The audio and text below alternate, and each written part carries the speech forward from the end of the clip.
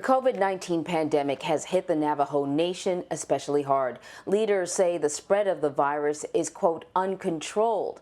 Just last month, Navajo Nation President Jonathan Nez met with President-elect Joe Biden and Vice President-elect Kamala Harris to discuss just how their administration could work with the Navajo people on improving infrastructure and health care if they took office. So President Nez is with us now to talk more about how the Navajo Nation is fighting COVID-19 and what he hopes to see will happen over the next 4 years. So first off, thank you for joining us. I want to talk about COVID-19, its impact on the Navajo Nation, and some of the challenges that are unique to the Navajo people that maybe you may not find in other areas of the country with other people, but that make them particularly vulnerable to COVID-19. Right. Thank you, Anne Marie and Vlad. Good to see you again. Happy Veterans Day to all our veterans throughout the country and throughout the world. Your question there, Anne Marie, I think it gets a little frustrating, especially for tribes, when they're surrounded by states that might not take this Utah Governor Gary Herbert for implementing a mask mandate. Arizona it's the local municipality, but we're trying to do powers now, while outside jurisdictions don't do the same. It gets difficult. Throughout the country now, you see this third wave, and this third wave is pretty severe, as you've seen in the data. It has now surpassed the first and second wave. Here on the Navajo Nation, we have indicated that we are on our second wave. And yes, you heard that right. We managed to not have one of those waves that the rest of this country has. It's because of the very stringent public health emergency orders that we put in place. We're a tribe, we're a nation within a nation, and we have the ability to govern ourselves. And we put some very strict public health emergency orders, mandating masks in early April, as well as doing curfews and lockdowns. And that has helped bring those numbers down. And the Navajo people, I commend them for following through on some of these, all these very stringent public health emergency orders that our leaders have put in place. And Mr. President, we should remind our viewers that as a sovereign nation, you are able to implement measures that may not happen in the United States, across the United States. So you can take the advice from our medical professionals and follow those guidelines from the CDC to then implement measures that keep the Navajo people safe. So I understand that you are seeing a surge now, but explain some of the things that you put into place in the early days of the pandemic back in March. Well, Vlad, we put in some curfews and some lockdowns. We're still in a curfew, do curfews. We just got out of one this past weekend, 56 hours, where everybody's encouraged to stay home and only essential items can be picked up from our stores. We also mandated masks. If you compare our businesses here on the Navajo Nation to those off the nation, you come to a supermarket, you will get a temperature check before you go in, and they have very stringent policies for the people that are inside the stores, hand washing stations, hand sanitizers being offered, and it's not like that off the Navajo Nation. And so, being a nation within a nation, having the ability to do laws and policies to keep our people safe, we've taken that seriously. Yes, Vlad, and we have incorporated those CDC recommendations into policy and law. And we even went as far as saying no non-Navajo individual to be visiting the Navajo Nation. And we closed all our points of interest, our visitor destinations. It hit us hard, the economy during the summer, but we're going to do everything in our power to keep our people safe, because we got hit hard in May and early May and mid-May. And so there's a lot of lessons learned. And, Dr. Anthony Fauci has said, Navajo could be a model for other regional or community defense against this virus in our country.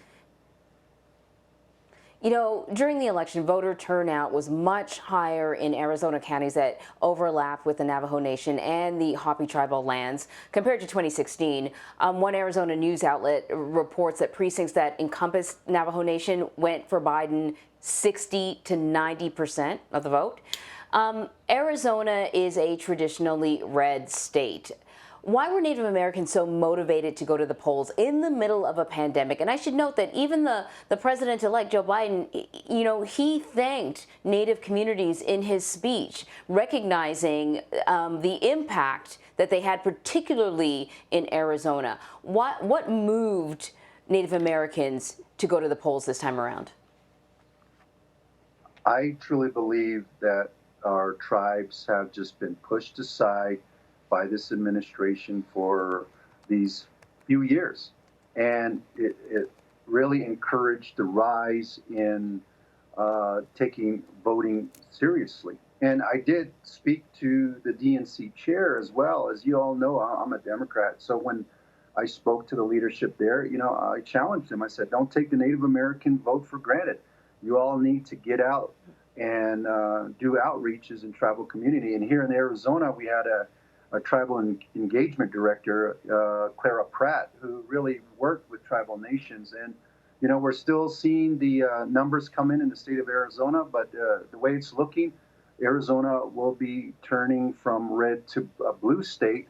And, you know, I think it's going to be because of the Native American vote in the state of Arizona. So I just want to say thank you to all the tribes, everyone, for coming out, Republican and Democrats. It was a record-breaking turnout, and at the end of the day, you know, Biden and Harris took the victory, and we congratulated them. And you showed a picture of us meeting with them in Phoenix, and they did say both that Navajo will have a seat at the table, and we're looking forward to that. And I mean, not just until they get inaugurated, we should be at the table during this transition as well. So we're also looking forward to being a big part of this administration. And, you know, that the doors will be open once again in the White House to all the 574 tribes throughout this country. We look forward to that.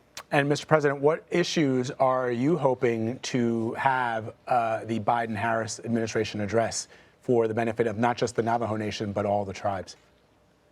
Well, I think not just all the tribes, Vlad. I think there's some commonalities, and we should focus on that in this administration. If we're going to heal the nation, let's come together. Let's look at the commonalities. And I think everybody throughout this country sees that there is a need for new roads, new bridges, water, electricity, broadband, telecommunication. Infrastructure should be the focus. And I think with what Congress is wanting to do with an infrastructure package, that's the commonality that can be put forward so that we can unite and heal as a country and move forward. Because you all know 30 to 40% of our Navajo people don't have running water or electricity. And we need better broadband and telecommunication in this day of COVID-19, this age of COVID-19. So I think those commonalities we can all agree on throughout this country. And finally, Mr. President, you mentioned Veterans Day, which we are memorializing today, thinking about our veterans. And I, of course, think of the Navajo Code talkers who helped the United States convey messages by telephone and radio during World War II, a code that was never, ever broken by the Japanese. Last I checked this summer, there were still 4 of these Navajo Code talkers who were still alive.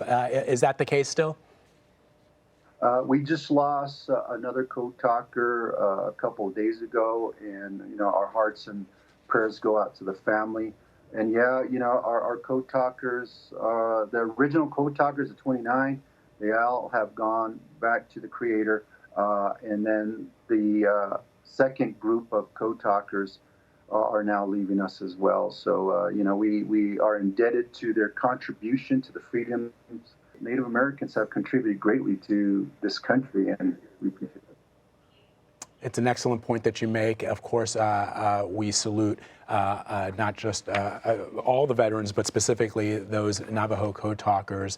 As you say, 400 were recruited by the Marine Corps and served honorably during World War II. And without their service, we would not have been victorious in the Pacific.